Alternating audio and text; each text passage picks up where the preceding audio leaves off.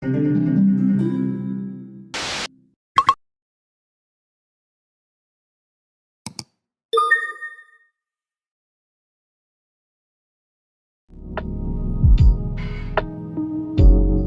今次揀嘅餐廳呢，就係 Quebec 省嘅旅遊同埋飲食職業訓練學校裏面嘅餐廳。佢第一個俾我嘅感覺呢，就係佢營造咗一個正規餐廳嘅氣氛，去俾學員去實習嘅。無論係座位嘅安排、服務嘅禮儀、餐具嘅擺位、上菜嘅節奏，通通都係以正規西餐規格去進行。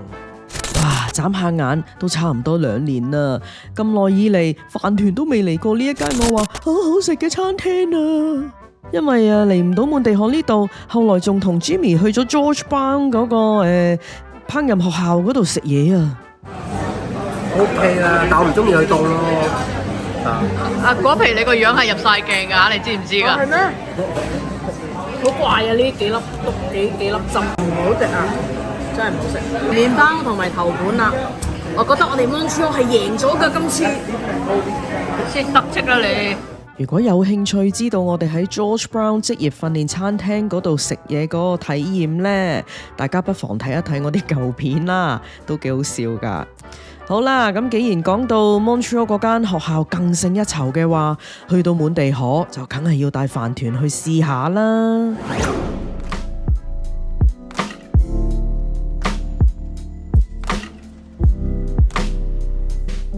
呢間明明係cooking school 嘅餐廳都又攞埋米芝蓮啊！人哋冇升嘅，冇升嘅，唔好咁緊張。我哋 George Brown 嗰個咩事啊？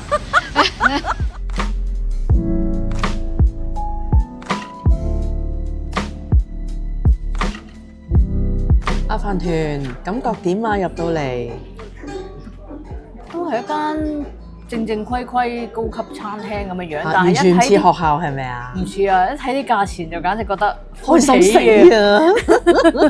好平啊！係啊！比起出邊啲正規餐廳，實在真係平一橛啦。起碼平 20% 咯，我覺得。嗱，咁如果係咁嘅情況咧，大部分人都會 expect 啊，啲食物可能都係學生整嘅，唔係咁咪因為平，因為味道唔係咁太好咯。咁我話俾你大家聽，唔係㗎，呢度係好好食㗎。哦，真係 Quebec 有啲咁嘅嘢，真係好啊！要，所以要帶你嚟咯。啱㗎啦，你帶我嚟。今晚我哋兩個咧就要咗 tasting menu 嘅，咁就94蚊一位。係。咁你都講晒俾佢聽話，你唔食呢樣唔食嗰樣，咁佢都完全 accommodate 到啊。係啊，冇問題㗎。係不過即係你話我唔食牛，咁佢個 beef tartare 變咗做一個 pea soup，咁你話會唔會蝕底咗？可能好好食咧個 pea soup。係。你講啊！平時啲餐廳通常都會任你想唔想件衫 keep 住掛喺凳廳啊咁，但係佢就堅持咧一定要 check 咗佢。人哋要 practice 幫人掛衫啊！跟住嗰一刻我就明啦，佢真係好仔細咁樣，好慢咁樣幫你掛。係啊。餐廳就贈送一啲一口小吃，有炸蝦仔啦，有一啲菇同埋粟米啦，同埋有麵包。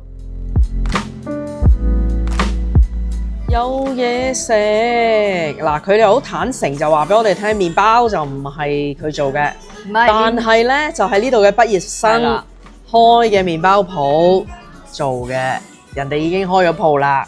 咁呢一個係 complimentary 嘅一口小吃啦。咁啊，知道飯團呢唔食得蝦啦，咁我就有一啲炸嘅小蝦啦。咁啊，飯團就有菇同埋粟米㗎。一個酸酸味味嘅開胃嘢嚟嘅。哦，啲粟米就大大粒粒好有嚼口啦，個菇佢就醃得好啦，即係酸酸地個菇嘅 texture。即係唔 hea 嘅，唔 hea 㗎。炸蝦仔都得意啊！即係小吃咯，餐前小吃。我諗我會 prefer 你嗰個炸蝦仔有乜特別啫？咁我就嗌咗一杯餐酒啦。咁啊靚仔哥哥幫我倒嘅時候咧，都係好正規嘅。首先就係俾少少客人聞下 taste 下，跟住 OK 啦，問清楚啦，咁咧就個樽咧係唔會掂到，咁樣就輕輕咁樣慢慢倒落嚟咁樣咯。唔係佢會全程 show 住個 label 俾你讀，係啦，俾你讀啦，俾你望個樽啦。咁呢一套 service 係合格，正攞晒分㗎啦。咁我真係好諗起我哋 George Brown 嗰次個經驗，好搞笑。跟住落嚟，我嘅頭盤呢就有beef tartar 啦。咁啊，飯團唔食牛，所以呢，佢就俾咗一碗 pea soup 佢啦。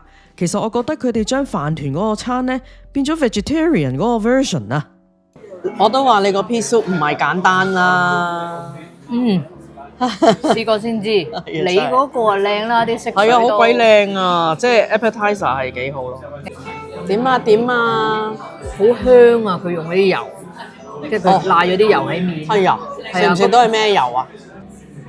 靚 olive 咯，應該。哦，香唔香啊個 pea？好香，佢嗰個豆蓉係好濃郁，佢又唔係打到好爛，佢仲有少少渣俾你夾下。係啊，啊，果皮到你啦喎！係咯自我打燈係咪？我見到係啊，你自己打燈你啊，自己打燈。冇辦法，我哋成日去啲暗嘅餐廳食嘢。哦，海草加 yogurt 做嘅汁邊有啲咁嘅汁，而呢個海草咧就似我哋嗰日買嗰包嘢。好唔好食啊？但係佢整得個包。點都好食啊！tartar 嘅味道非常之正確，好簡單嘅，即係好簡單嘅撈法咯。咁一係一個合格咯，同埋個擺盤都幾靚啊，係咪？肉滑唔滑啦啲肉？肉啊滑啊，同埋嗰啲肉啊好新鮮啦。佢應有嘅醬即係酸酸味味，但係又有滑溜，即係可能有少少油啊。我諗佢唔係雞蛋嚟嘅，應該用啲油，有啲香草，有啲 parsley， 上面嘅沙律亦都調配得味道相當好，非常好啊！呢一個 beef tartar。呢間雖然我都好喜歡，但我哋等咗好耐都冇第二樣嘢食啊！你唔覺得慢慢食好咩？唔使咁漏咁。我真係好肚餓啦嘛！你 lunch 食得好飽嘅喎。落咗格咯。第二道菜我就有豬血糕，而飯團呢就得到雜菌嘅 pasta。你講多次？啲菇好香，係咩？跟住呢個 pasta 就等咗大半粒鐘啊，乜都香啦。煙煙韌韌，好好食㗎。鴨頭即係真係好食嘅，好食。係。咁除咗菇，仲有啲咩啊？綠色嗰啲咩嚟㗎？菠菜啊？等陣分唔到佢出嚟。唔係一啲 kale 啊、菠菜啊嗰啲嘢咯。唔係喎，芫茜嚟嘅喎。哦，OK，咁都幾好喎啲味。即係 cream 底，但係好 light 嘅 mushroom 嘅味。係啊，你睇佢啲，就算有佢個蔬係幾咁稀，同埋即係唔算結，同埋係唔白色㗎，係好啡。你食埋呢碟嘢走得啦，咁多。哇！你咁衰嘅。好，果皮又食啦。又食呢個 boudin noir。好，睇下佢同 le miel 爭幾遠啦。係咪我喜愛嘅有 spice 嘅味道啦？好滑。佢呢個明顯冇咁多渣嘅，佢將嗰個血同埋啲 spice 同埋所有嘢咧 blend 到咧，即係口感比較粉狀啊，但係仍然食到佢嗰啲好香嘅 spice 啊，個豬血糕嗰個即係法式豬血糕嗰個 texture 就即係人哋大餐廳就真係好食好多咯，但係呢個都唔差㗎嚇。你下邊嗰個咪薯蓉啊？冇錯，下面嘅薯蓉咧，同埋佢配嘅汁咧，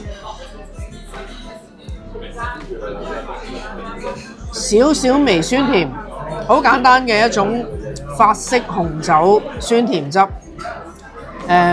香滑嘅薯蓉亦都好有 butter 好多 cream 去打造啦，所以滑啦，但係係好流㗎嚇，成嚿嘢加埋啊！真係叫做合格咯，但係你話係咪大餐廳咁嘅水平呢？哦，咁啲學生仔就要努力啲咯，我哋多啲嚟幫襯，鼓勵鼓勵啦。咁呢，佢就話係學校裡面呢，原來佢哋唔淨止係要學傳統嘅法國菜啦，咁亦都要學好多意大利菜式，因為其實係啦，我飯團都講過嘅，其實呢個世界嘅菜系呢，你話真係要學，而有好多嘢可以學同埋應該要學嘅呢。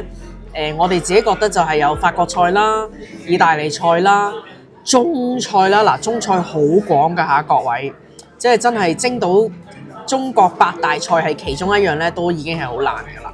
咁仲有仲有乜鬼啊？我哋日菜咯，日本菜啦，係啦，有少少中菜啦。咁係啦，即係意大利菜、法國菜、中菜、日本菜咁樣啦，好多嘢學啦。跟住印度菜其實都係好多嘢學，好出神入化嘅佢哋啲嘢，但係因為佢嘅嘢比較獨特啊，亦都難以去被大眾接受啦。同埋佢哋上餐上菜嗰個模式咧，都係不外乎一撇嘢一撇撇，即係難以係去好有規劃性、好有系統性咁樣去教或者係上菜或者做咗一個 cooking school 嘅 program 咯，我覺得。即係我覺得 cooking school 咁佢揀咗一個菜系寫一個 base 咯，自己學咗唔同嘅烹調方法，係咯，食材嘅應用係咯，因為佢可以再溝翻佢自己嗰個民族或者其他民族嘅嘢落去咯。係啦，同埋你話你諗下嗱，即係啲意大利菜我哋好多呢啲菜系全部都係有酒水去 pair 去配合咧，即係成個用餐嘅體驗就唔一樣啦。咁你話印度菜你幾時會有個 wine pairing 咧？真係我都未見過，我未試過，未聽過。可能有 tea pairing 咧，係啦 tea pairing。咁你話至於其他菜，譬如韓國菜啦、越南餐啦，好多都好好食㗎。咁但係可能就仲未係可以好系統性咁樣去喺學校嗰度學咯。同埋嗰啲始終係家庭式啲咯，即係未係上到大台咯。係啦。但係我自己覺得南美都得㗎啦。南美好多米芝蓮啊嘛，而家係，但係南美皮秘魯嗰啲菜係好獨特，好神奇嘅，呢啲味道都用食材都好特別。但係始終我覺得入到米芝蓮嗰啲，可能佢本身個 base 需要學咗，譬如西式嘅意大利啊、法國菜先，然之後佢再轉移翻佢家鄉嘅菜式咯。即係始終係嗰個擺盤啊，嗰個食材挑選啊，佢哋可能要再着重啲，同埋或者個 presentation 啊、煮法啊，係咯，即係可能，即係你要好有系統咁樣學咗一個廚藝，再溝你家鄉元素係 OK 嘅。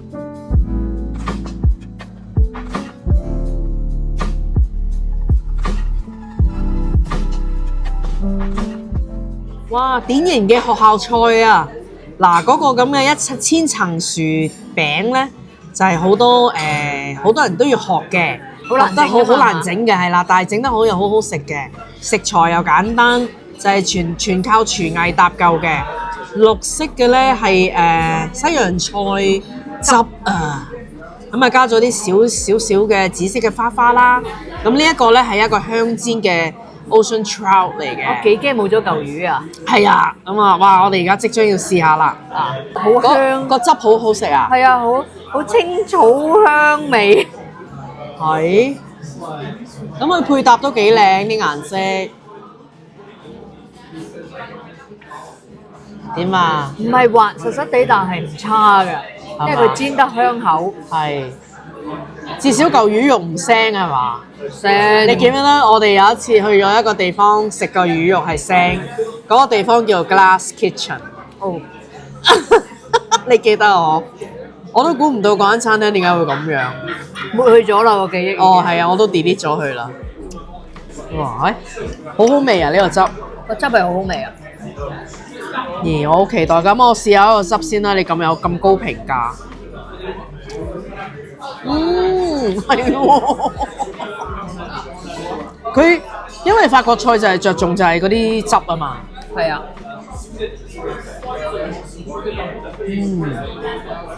唔係一個魚幾好啊，佢係實咗少少啫嘛。係啊，但係佢啲汁啊剩同埋佢煎得香搭夠味 OK 咯。嗱，呢啲就係點講咧？人哋應該要學嘅嘢咯。我唔係成日攞我哋 George Brown 嚟笑啊，而係嗰次嗰個經驗實在太差啦，係同呢一度係冇得比啊。但係我哋同 Ontario 嘅一間咁出名嘅 cooking college 有 cooking school 啊，即係 culinary 嘅 college， 點解個 program 會咁樣咧？我都唔明。即係俾人食到一啲即係餐天共地嘅感覺咯。係咪要交流下啦？誒，真係要叫佢哋嚟橋北學下嘢。係喎，薯仔點啊？我覺得係算做得好㗎啦，佢又即係冇乜嘢挑剔咯，一個千層薯。我想講咧，呢個西洋菜汁咧係好好食㗎，係啊，好 creamy， 好 light， 好清香。食到啲青菜味嘅感覺。係啊。